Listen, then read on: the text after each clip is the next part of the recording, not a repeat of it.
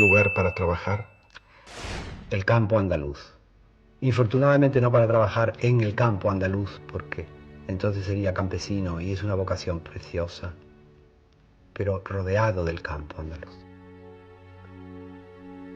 Prefiere un buen libro a una caja de langostinos. Sí, incluso un libro un poco menos bueno. Aunque sean de Sanlúcar. Hombre, siendo ya de Sanlúcar es que son botes de perfume.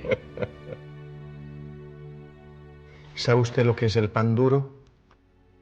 El pan duro, claro, y el pan migao, y las almojábanas, y la pipirrana, y la viriñaca. Y la rebanada frita. Y los maimones. Señor Galacer, un gazpacho es cultura. Señor Quintero, hacer un buen gazpacho, en todo caso, es un acierto. Si es cultura o no, vamos a dejarlo un poco pendiente para que se deduzca si lo es o no.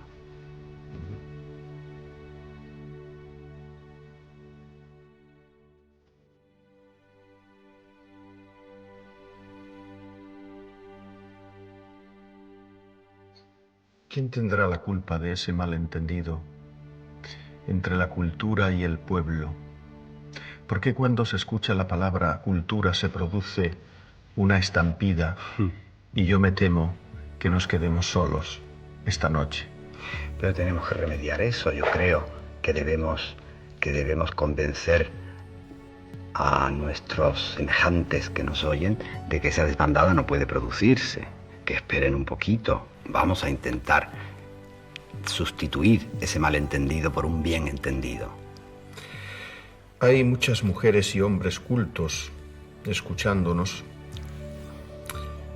que no saben que son cultos, ¿no? Claro. ¿Puede ocurrir? Ocurre con muchísima frecuencia. Hay un personaje de Molière, que es Monsieur Jourdain, que hablaba en prosa, sin saberlo. Creo que eso quedará claro si yo digo lo que entiendo que es la cultura. La cultura congénita, no la cultura adquirida después, sino la cultura con la que se nace, es el único concepto, a mi entender, en que se puede fundar y crecer el de patria. Me parece que es el camino más recto para que un pueblo sepa quién es y se reconozca. Creo que la cultura esa de que hablo, luego hablaré de la otra, luego hablaremos de la otra, de la posterior, pero la primera, dentro de la que se nace, es una suma de lenguas y sus emanaciones, de tradiciones, de religión, de comportamientos, de ideales, de determinados artes, de la historia de ese pueblo. Estoy tan convencido de lo que usted decía, de esos cultos que no saben que lo son, que la cultura es nuestro supremo bien. Es el más íntimo y el más familiar. Es eso que se ha dado en llamar señas de identidad. Es nuestra huella dactilar. Es una forma de llegar a ser, una forma de haber sido, una forma de estar siendo que no se termina nunca del todo. Es como el amor, que no se termina nunca de hacer, o como la vida, que nosotros de uno en uno nos morimos, pero la vida sigue por encima de todo. Creo que la cultura es lo inmutable que puede ser enriquecido. Es como una transmisión en la masa de la sangre, como una herencia, como un recado, como una transverberación, como algo que al nacer se nos dice de boca a oído o de boca a boca, como en un salvamento. Es decir, los poseedores de esa cultura son los iniciados a vivir en su mundo. Entonces yo estoy convencido de que quienes nos están oyendo son realmente cultos, los más cultos, los portadores de esa cultura que no es que se tenga, sino que se es, porque un pueblo es casi nada además de su cultura. Usted tiene 3 licenciaturas, escribe, cultiva la elegancia, goza de la vida. ¿Es usted un hombre culto?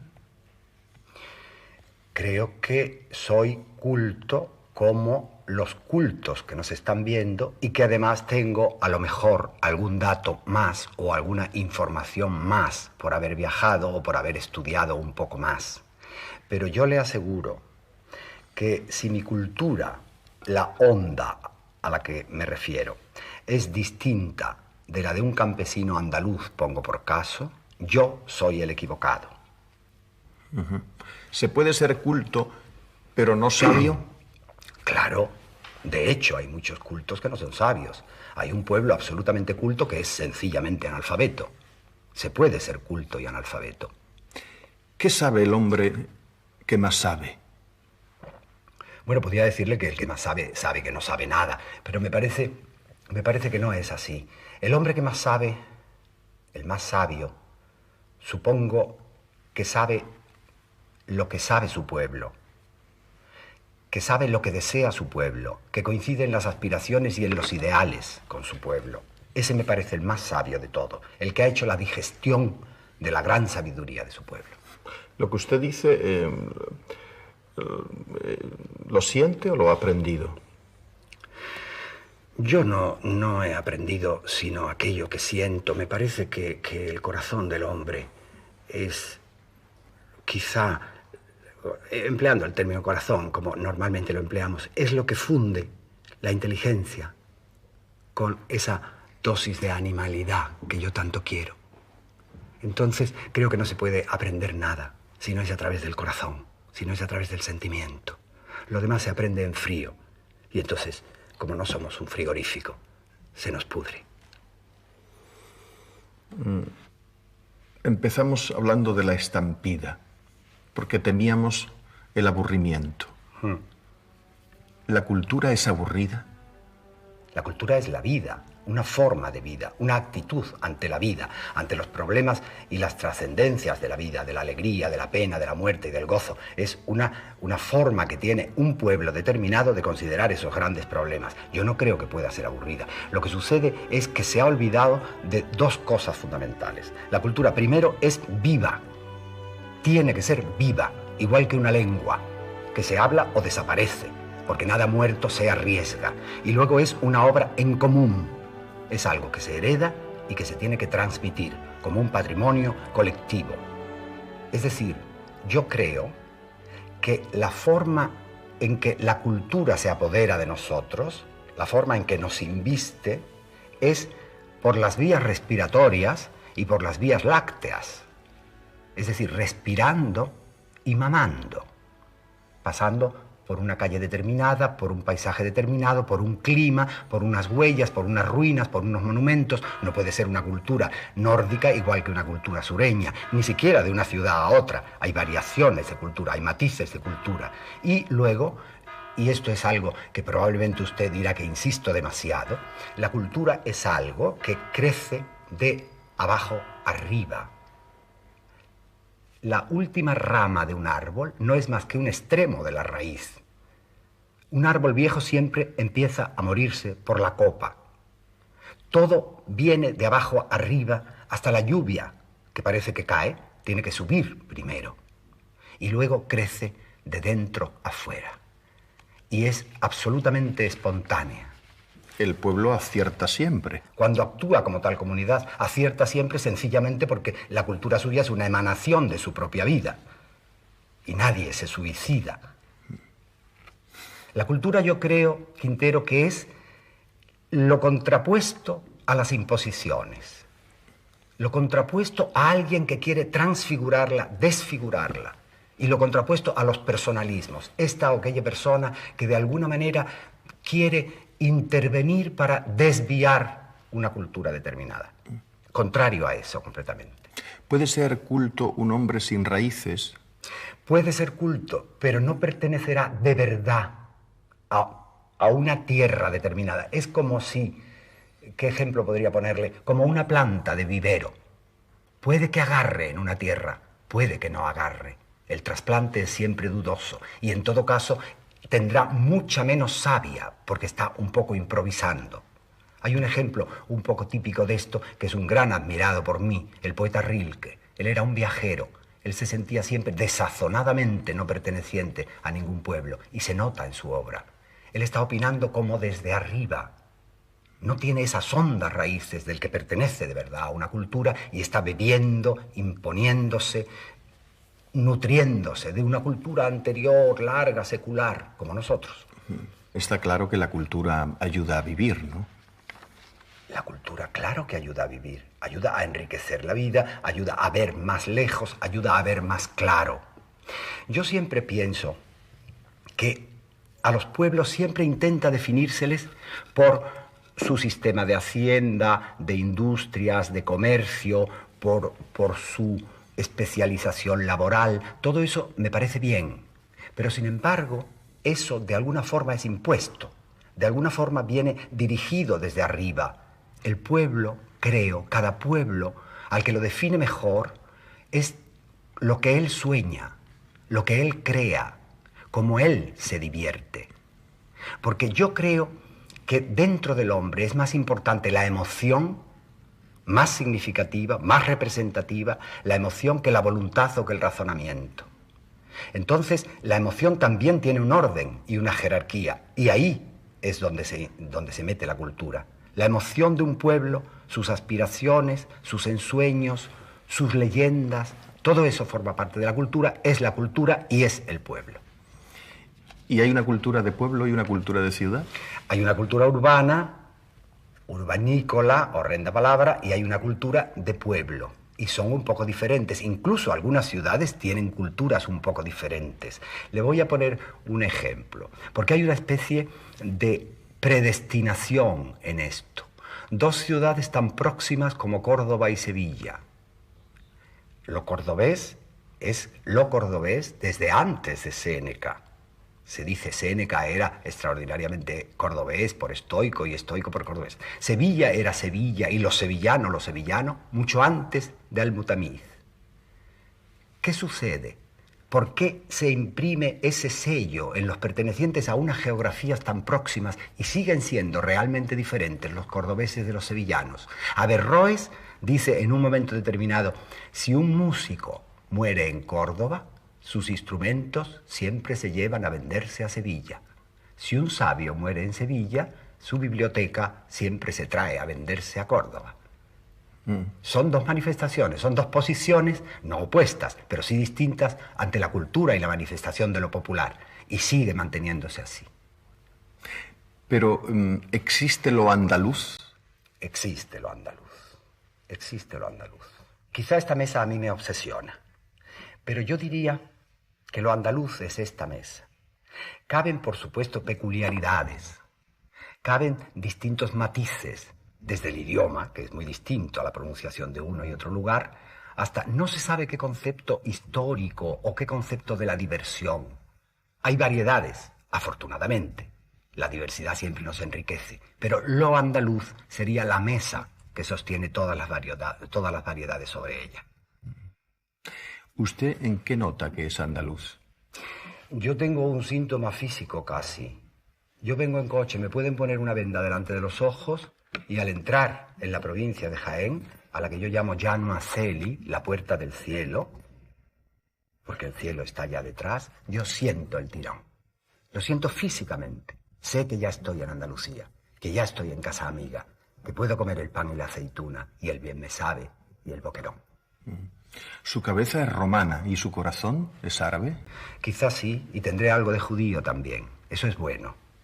Eso es bueno porque me parece que si soy cordobés, la amalgama de lo cordobés me impediría elegir una cosa u otra. Yo he sido el que he dicho de Córdoba que en ella no es moro todo lo que reluce. Había relucido antes otras cosas, y precisamente fueron esas otras cosas los que cautivaron a los árabes con ese extraño sentido del orden, de lo jurídico que tenían los romanos, y ellos venían prendados de eso y prendaron a su vez a los que había allí porque traían un perfume oriental que ya conocían los de Córdoba. Está bien pertenecer a demasiadas cosas. Me parece que toda cultura verdadera es una cultura de hibridez, de mestizaje, es una cultura fronteriza. Las culturas que se mantienen muy puras son siempre endógamas y son primitivas, son demasiado sencillas. Demasiado cerradas. Demasiado cerradas. No se puede la cultura encastillar. Lo característico de ella es estar abierta. Que entren, que pasen, que vean, que nos dejen lo que tengan que dejarnos. Y si se tienen que ir, que se vayan. Pero generalmente no se van del todo. ¿En qué momento de la historia de Andalucía le hubiera gustado vivir, Cala? Pues esa es una pregunta que me suele hacer la gente, no de una manera tan peculiar como usted, que me habla de Andalucía. Pero siempre me dicen, por ejemplo, usted debería haber nacido en Grecia, o usted es un hombre del Renacimiento. Y no es verdad. Yo soy un hombre muy de mi tiempo, con los padecimientos, los errores, las graves equivocaciones, las ansiedades de mi tiempo. Soy un hombre interrogante y un poco a la deriva, como son los hombres de este momento. Pero a mí me hubiera gustado, sin duda alguna, vivir en la época de Pericles, que era sumamente incómoda, muy incómoda, pero no ser un hilota, no ser un esclavo. Y en el Renacimiento me hubiera gustado vivir, pero ser un artista muy, muy considerado, o un Medici en todo caso, pero no un pobre hombre. ¿Y con Abderramán le hubiera gustado? A eso iba. Me hubiese gustado quizá vivir en el momento del esplendor, en el momento de la gran lección majestática de los Omeya de Córdoba, en ese siglo X, en que Córdoba era de verdad un adorno del mundo, como dijo la monja, aquella medio trastornada que viajaba tanto, la monja Rosvita, que vino desde la Renania y se quedó sobrecogida al ver el esplendor, el fulgor de Córdoba. Me hubiera gustado y hubiese sido probablemente o un poeta o un científico, quizá. Siendo así, acepto esa época. Pero no quiero irme de la mía. Ni irme de la mía, ni irme de mi país. Me ha tocado en suerte. No sé si es una suerte buena o mala. No sé hacia dónde vamos. Sé de dónde venimos. Y sé que el camino no se ha recorrido en vano. Que tenemos posibilidades de fulgor y de esplendor. Que el pensamiento de los griegos no se ha agotado, ni la ciencia suya. Y que la hermosura del Renacimiento y la belleza recreada por él y la osadía ante los extraños poderes universales siguen vigentes. No quizá en todas las almas, pero sí en muchas. Y es a la amistad de esas almas a la que yo aspiro. A usted de Andalucía le gusta casi todo, ¿no? ¿O hay algo que no le guste? Hay una cosa que no me gusta de los andaluces, no de Andalucía. Andalucía para mí es sobre todo el clima, es la posibilidad. Andalucía es la palma de esta mano abierta.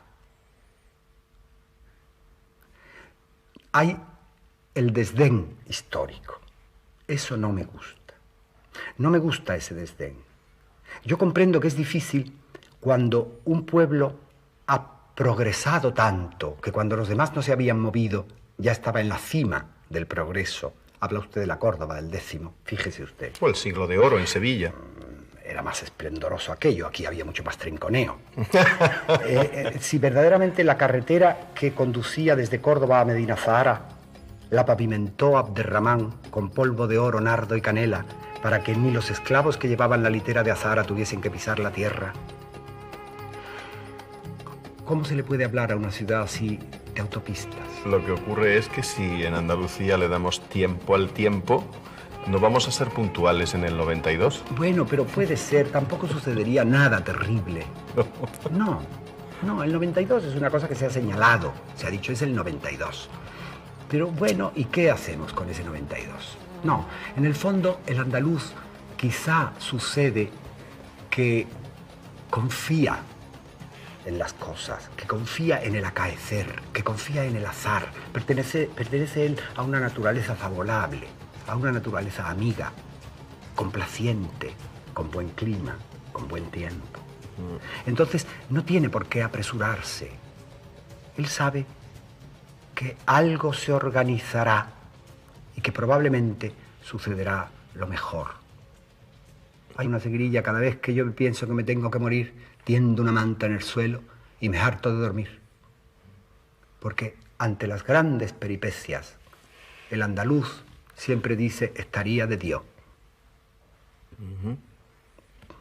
El andaluz suele ser extraordinariamente versátil como ¿Y idioma. eso choca con el mercado común? Yo no sé si choca con el mercado común, pero ellos están viniendo a aprender mucho de esto. Es una filosofía vital extraordinariamente sabia.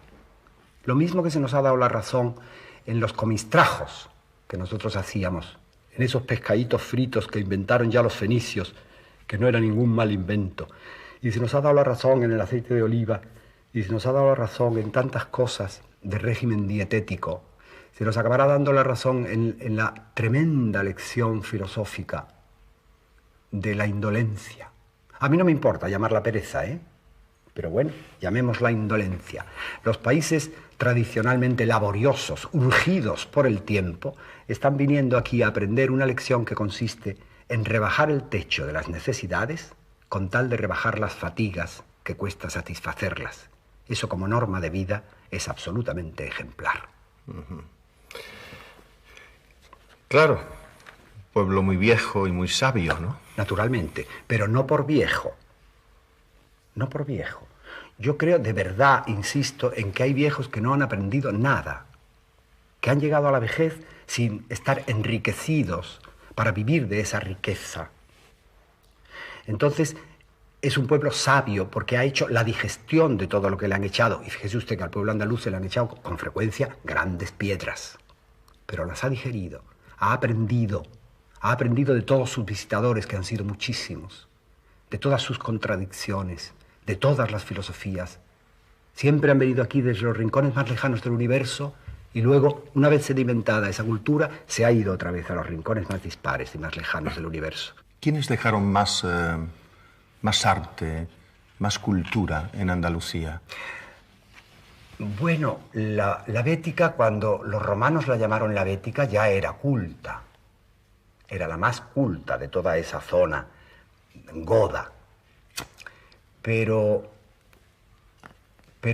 yo no puedo dejar de pensar que en Andalucía fueron los árabes los que introdujeron la grandísima cultura. Esa yacija de Al-Ándalus, donde se acuesta lo germano con lo islámico, produce las chispas tan deslumbrantes que todo el Renacimiento de 2 siglos después ya está temblando ahí.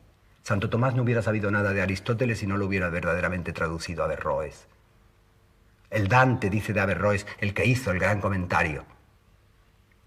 Y se queda uno sorprendido de pensar cuánto fulgor ha habido en una tierra que tiene fama de lo contrario. Es que la cifra de analfabetismo es tan alta y la cifra de lectores tan baja, y sin embargo, ¿cómo se compadece eso con la certeza de la gran cultura andaluza? Porque la cultura no son datos, no es información, no es aprender a leer, es una especie de verdad, de alimento telúrico, como una especie de placenta que se transporta por el cordón umbilical, y nacemos ya cultos. ¿Andalucía, para ser Andalucía, tiene que ser mahometana? No, no lo creo. Andalucía es esencialmente religiosa, pero muy comprensiva. A ella se le han olvidado ya los nombres de los dioses. Ha adorado a muchos y tiene una manga muy ancha. No es pagana, pero no personaliza. ¿Quiénes trajeron lo lúdico, lo dionisíaco y lo sensual a Andalucía? ¿Los árabes? Claro, los árabes. Yo creo que Andalucía, si se puede hablar de 3 grandes oleadas, ha habido muchas más. Andalucía recibió de los romanos el orden, el derecho, la línea vertical. De los árabes recibió la sensualidad, la gran cultura y la línea curva. De los cristianos la verdad es que ellos no venían a traer nada, venían a llevárselo todo. Pero a cambio nos dieron la fe. Es como esos grandes patriarcas que se comen todo lo que le ponen por delante los hijos, no sin antes bendecir la mesa.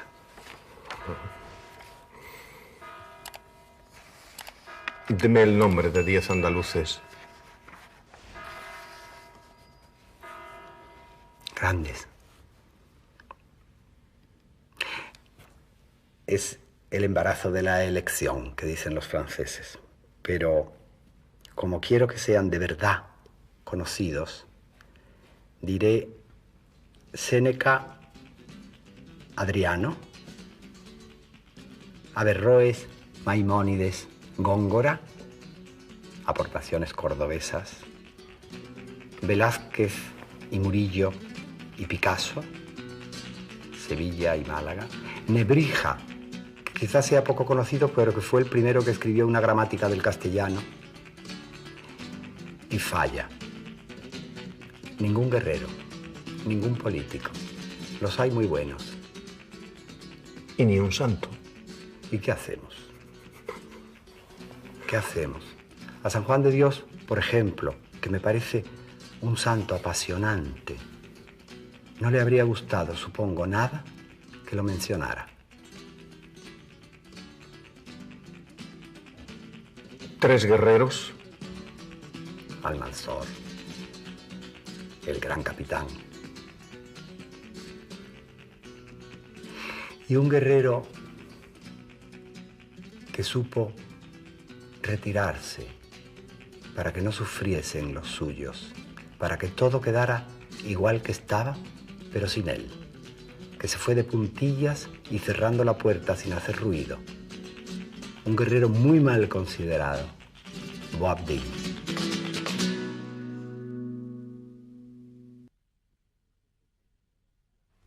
¿Usted cree que Andalucía es de los lugares que han aportado más cultura y más arte a la humanidad? Sí, está en el mismo nivel de las altas civilizaciones, de la mesopotámica, de la egipcia, de la griega, más que la romana.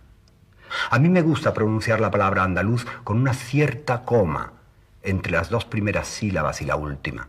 Anda, luz. Porque verdaderamente los andaluces han sido, a lo largo de la historia de la humanidad, grandes portadores de luz. Pues eso se lo ha copiado un político ¿Ah, sí? e hizo una campaña electoral. Con la coma. Con el guión. Bueno, eso forma parte de la generosidad. Es decir, me lo ha copiado a mí porque yo lo había dicho antes, pero verdaderamente yo lo he recibido antes de lo otro. Yo lo he recibido antes de mis semejantes, esos que usted dice que no saben que son cultos y que para mí quisiera yo su gran cultura en la mayor parte de las ocasiones. También estuvieron por aquí los bárbaros, no hay que ser tan optimista, ¿no? Y siguen estando. ¿Usted no se encuentra muchos bárbaros? Muchísimos, por eso. Sí, siguen estando y no es malo que estén. No es malo que estén siempre, que no nos quieran imponer su cultura y, sobre todo, que no nos quieran imponer su incultura. Mire usted, cuando hay un pueblo inculto, en una terminología casi agrícola, un pueblo inculto, un pueblo sin cultivar, siempre viene alguien a colonizarlo, también en un sentido agrícola. Y eso es gravísimo, es la peor de las invasiones.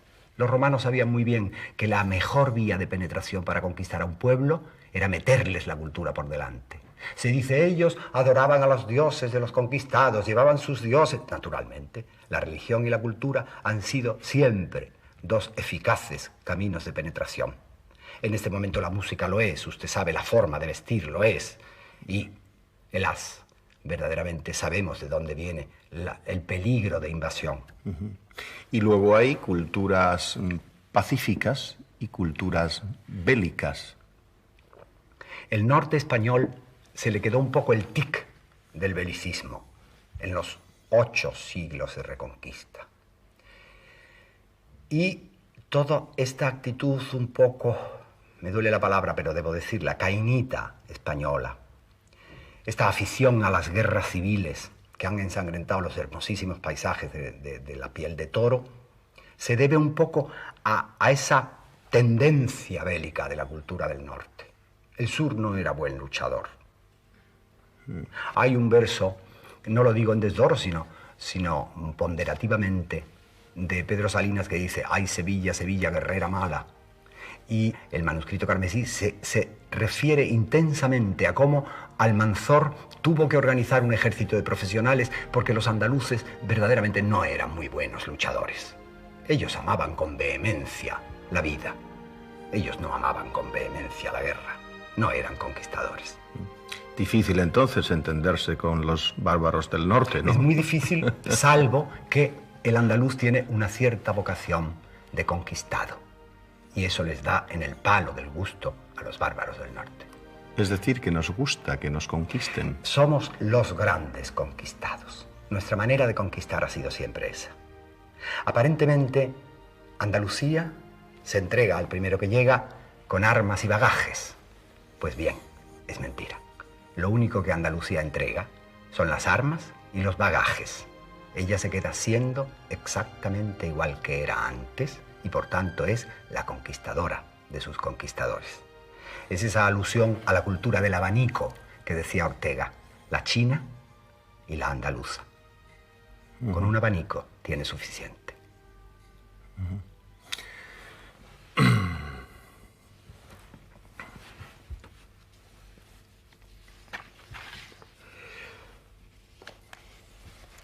Sería bueno hablar de la cultura oficial.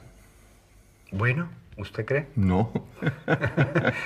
Bueno, la cultura oficial es una especie de tercera pierna añadida a un cuerpo que no necesita más que dos. Hablábamos de esas dos culturas, ¿no? De la cultura que tiene verdaderamente, no me atrevo a decir que tiene un pueblo, sino que tiene a un pueblo, y la cultura del cultivo, del refinamiento de las facultades intelectuales del hombre, como dice la Academia de la Lengua. Es decir, hay una cultura infusa, casi, y una cultura adquirida. Bueno, pues la tercera es la oficial. Usted ha podido observar con detenimiento la cantidad de veces que se dice la cultura en la mayor parte de los países. Yo recuerdo que la primera vez que estuve en Moscú, si no la oía cada día 500.000 de veces, no la oía nunca. Y aquí pasa un poco igual. Figúrese usted la cantidad de concejales, conserjes, ediles, asesores, responsables, animadores, día de la cultura, semanas de cultura, simposios de cultura, almuerzos, cenas, meriendas de cultura, mesas más o menos redondas de cultura. Una cantidad tremenda de cultura. Me asusta. No ha tenido la cultura tanta necesidad de ovaciones ni de que la jaleen de tal manera. Cuando le he escuchado 500.000 de veces, he pensado que es usted andaluz. Bueno, sí. Diga usted 60, hombre. ¿Exageramos, mentimos o inventamos? No. La cultura andaluza es muy peculiar en eso de las expresiones de lenguaje. Exagera unas veces por carta de más y otra por carta de menos. Usted sabe perfectamente que a una anciana en Andalucía se le llama niña y mocita vieja, si lo es. A un niño se le puede llamar pare mío. La manera de decir que un niño es muy guapo o muy gracioso es que lo de hijo. Qué lástima. Cuando uno va a los toros, con tal de no atenerse a la realidad de los asistentes, si la plaza está mediada, se dice o que no había un alma o que no cabía un alfiler. El caso es exagerar por parte de más o por carta de menos, no atenerse a los términos reales, salvo cuando sucede una catástrofe que entonces el andaluz dice estaría de Dios y luego se calla. Eso es esencial en él, porque es todo el proceso de la hipérbole. El andaluz gusta de subrayar con imaginación lo que le parece sencillamente habitual en la realidad. Y lo habitual no le divierte demasiado, lo tiene demasiado próximo, le parece rutinario. Y entonces lo adorna con la exageración. ¿El poder debe dirigir la cultura o no debe estorbar? Mire usted, a mí me da mucho miedo los dirigismos. La cultura puede nacer del caos. Yo no quiero decir que el poder fomente el caos. No es ese su oficio, pero puede nacer del caos. ¿Cuál es la misión del poder? Pues favorecer las investigaciones de carácter cultural o de carácter histórico, fomentar el conocimiento, fomentar la conciencia de los creadores o de los artistas o de los investigadores de la realidad y dejar en libertad a la gente. Yo creo que la oficialidad sería un poco como un jardinero que no se debe meter como un jardinero persa, no como un jardinero inglés o francés, que podan y hacen figuras con los cipreses y con el boj y con los mirtos. No, dejar el proceso natural, a su aire, con su paciencia, con su desarrollo propio. No intervenir en él. Cualquier intervención ajena es siempre mala. Y para la cultura, que es extraordinariamente delicada, la cultura se desmaya en los largos pasillos de la democracia. La cultura, de verdad, es como un animal si se la cautiva. Acaba por morirse y desde luego no procrea. ¿Qué significa la cultura para un político? Yo no tengo una certeza absoluta, pero sospecho que los políticos utilizan para su política cualquier arma, y la cultura es un arma magnífica. Usted, que ha tenido cerca a algunos políticos, que conoce a muchos políticos, ¿el político suele ser culto? El político suele tener un camino muy raro, y es que deriva su cultura hacia la cultura adquirida, digamos, y suele olvidar un poco, por alejamiento, y porque hemos dicho a lo largo de estas noches alguna vez que el poder aísla, suele abandonar la cultura infusa, la cultura a la que él pertenece, el proceso del que él forma parte, y entonces se queda cojo. Se queda cojo y no entiende de verdad a su pueblo.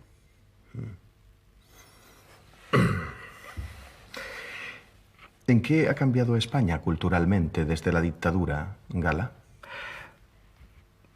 Es evidente que la libertad deja que la cultura se exprese, deja que la gente sea como es, que los gestos habituales sean habitualmente hechos.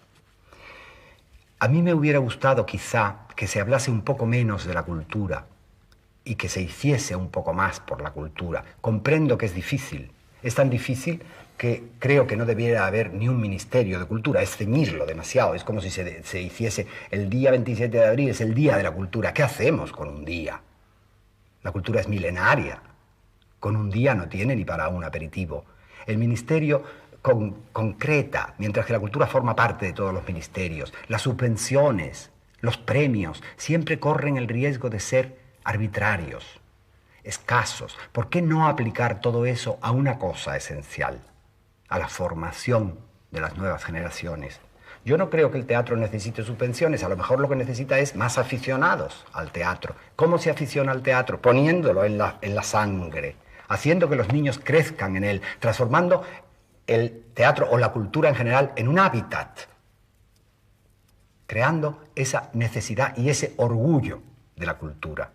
Esa certeza de que los que nos están escuchando, los que todavía no se hayan desbandado esta noche, son cultos y están orgullosos de ser cultos y de pertenecer cada uno al pueblo que pertenezca. Porque hablamos de Andalucía, pero hay otras culturas, hay una gran diversidad de culturas en España. Si le hubieran ofrecido el Ministerio de Cultura, ¿lo hubiera aceptado? No, yo no hubiera aceptado nada. Yo no soy un político, ni quiero actuar en la política. Esa es la única fuerza que tengo no aspiraciones. Los intelectuales, ¿dónde están? ¿Están más...? Eso digo yo. ¿Están más cerca del pueblo o del poder? Bueno, en general. Mire usted, el intelectual tiene la misma tentación de los políticos siempre, de encastillarse, de meterse en esa fría torre de marfil. Y la cultura no crece ahí, la cultura congénita, la cultura de nuestros amigos, los que nos ven. Esa cultura está en todas partes, menos en la Torre de Marfil. Hay que mancharse las manos viviendo con ella, conviviendo con ella, ayudándola a ella, siendo ayudado por ella. Entonces el intelectual suele tener la tentación de encerrarse. Si ayuda al poder, si es un intelectual áulico, si es un intelectual un poco asalariado, es un funcionario, con toda la tristeza de la palabra funcionario. Es un dependiente.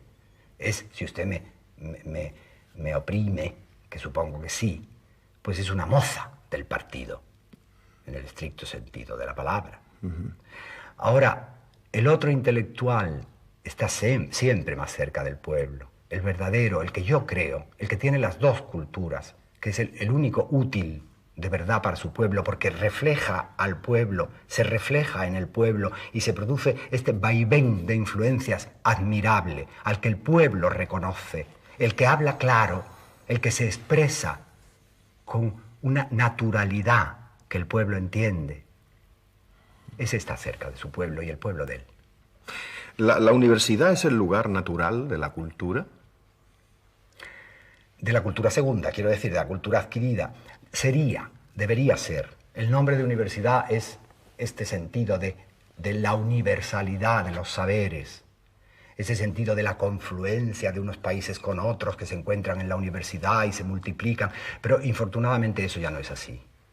Eso ya no es así. Yo he cogido de refilón una universidad que tenía un cierto interés, que era la de Sevilla, cuando yo estudié. Era una universidad pequeña, familiar, teníamos la sensación de que nosotros la hacíamos y ella nos hacía. Era un bonito flujo y reflujo. Pero la universidad se ha transformado en este momento en un organismo absolutamente megalómano, imposible de controlar, expendedor de títulos, insegura de si está satisfaciendo las necesidades de la sociedad o saca más médicos o más abogados de los necesarios o menos ingenieros o más arquitectos. Es una cosa confusa. Y poco rebelde. Bueno, en absoluto. ¿Qué rebeldía cabe? Ahí hay un adocenamiento de todos. De los padres, de los hijos y de los espíritus santos. Quiero decir que la universidad ha perdido el sentido que tenía. Puede ser que ahora adquiera otro. De momento todavía no. Pero puede ser que lo adquiera, yo no lo dudo. Pero el que tenía antes, esta alma mater que era la universidad, la madre de los saberes, realmente no lo tiene ahora. No lo tiene. Y a mí me extraña que el pueblo llano, siempre tienda a mandar a sus hijos a la universidad porque le parece que es la subida de un peldaño que ellos quisieron subir. Yo desde aquí les digo que no es imprescindible y que un hombre culto, en todos los sentidos, puede no haber pasado por la universidad. Y más le digo, tal como van las cosas, estoy absolutamente convencido de que cuando vuelva su hijo con un título de licenciatura expedido por la universidad en la mano, se encontrará con un padre mucho más culto que él. Pero, ¿sería necesario un buen bachiller, al menos? El analfabetismo puede tener su propia cultura. La cultura adquirida es otro tipo. Todo lo que sea mezclar una cosa con otra es enriquecer a las dos culturas, es enriquecer a las dos personas. El analfabeto, como toda memoria virgen, tiene visiones verdaderamente admirables, pero está coartado, no se puede desarrollar del todo. Es como alguien que le falta un brazo y tiene que trabajar con los dos. Es imprescindible que el analfabetismo desaparezca, pero es conveniente que no desaparezca el patrimonio que los grandes, magníficos analfabetos han aportado, como una especie de herencia secreta, de herencia vergonzosa, como una compensación de lo que los otros sabían y ellos no. Caminamos hacia la uniformidad ya. Los europeos cada día nos parecemos más, incluso, hasta físicamente. Sí, todavía se ven caras que no podrían de ninguna manera ser inglesas. A mí me complace mucho, no porque me parezca que los anglosajones son feos o bajos o tontos, no, sino que me parece que lo distinto es lo hermoso y me parece que la diversidad es un lujo que debemos seguir manteniendo. Esto, donde estamos... ¿Quiere usted decir esta mesa? Quiero decir la televisión, es un medio para impartir cultura o para sugerirla. Hombre, sería magnífico que se ocupase de verdad de la cultura. Pero yo no estoy nada seguro que ni la sugiera, es decir, ni la dirija, que me parece que es lo que quiere usted decir, ni la imparta. Creo que hay demasiados pocos espacios culturales, precisamente por un temor que usted apuntaba al principio, desde el principio, curándose en salud, y que yo me negué a arrostrar. Ella, la televisión, la doña, está convencida de que la cultura es profundamente aburrida, y eso es falso. Ni tiene por qué ser aburrida, ni tiene que... Eso será porque el que la da sea aburrido, o no sepa exactamente lo que es cultura, o no haga vibrar a la gente, o no le ponga los pelos de punta tocándole en el trigémino de la verdad. Pero ¿por qué tiene que ser aburrida? ¿Quién hace aburrida a la cultura? ¿Quién hace aburrida a la historia? La historia de un pueblo contándole cómo ha llegado a ser como es y por dónde ha llegado hasta donde está. El pueblo está interesado en conocerse y además está encantado de conocerse. Es que tenemos una tentación de hablar de las Marías y de las no sé qué, como si las Marías y los no sé qué fuesen niños no del todo formados, a los que verdaderamente se les puede dar lo que se quiere, a los que se puede dar un caramelo sin darle explicaciones o un cachete sin darle explicaciones, a los que se castiga o recompensa. Pero no es así, pero no es así. Este pueblo ha hecho demasiadas cosas y las que no ha hecho él se han quedado sin hacer como para desconfiar de su inteligencia y de su cultura. Es verdad que de las Marías y de las Marujas se habla despectivamente. Claro, claro. Esto es para Marías. Claro. A mí me tienen absolutamente de su parte y yo, si tuviese alguna influencia, haría un día una manifestación de Marías. Se iban a enterar los desdeñosos del ruido y de la certeza que puede tener una María en sí misma. De las cacerolas. Por ejemplo, eso sería un arma, pero no tocándolas, golpeando con ellas.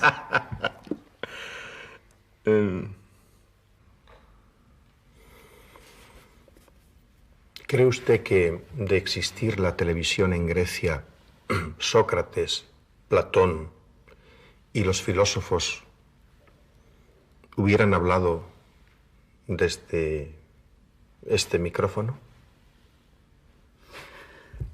¿En la televisión? Me gusta creer que sí. Creo que ellos eran lo suficientemente inteligentes como para no desaprovechar ningún medio de regalar inteligencia.